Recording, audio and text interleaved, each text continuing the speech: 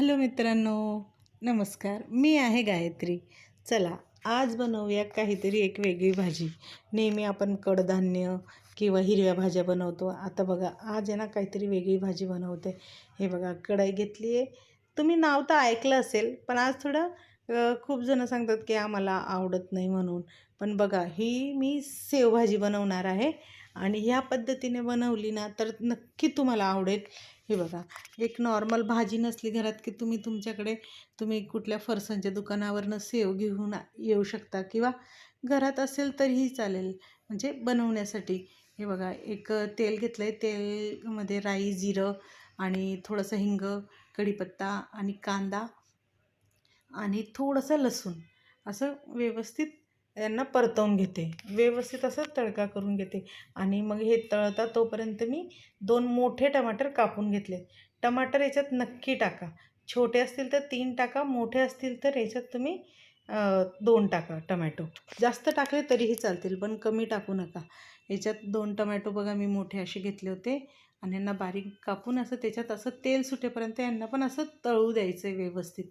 जेवढं तेल सुटेल व्यवस्थित तेवढं छान अशी भाजी लागेल, चव देईल नक्की.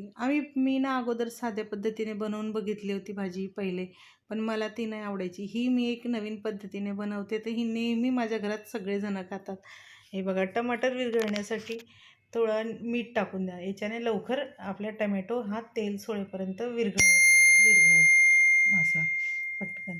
आणि मग तोपर्यंत मी इकडे सेव पण आणली होती ती आणि व्यवस्थित हे बघा इकडे टमाटरही आपले तेल सोडेपर्यंत असे तळले गेलेत.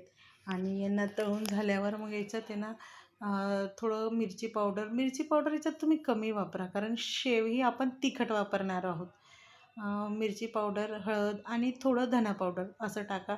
यांनाही चांगलं व्यवस्थित फ्राय करून घ्या. व्यवस्थित फ्राय झालं की मसाला भाजी ही चव देते.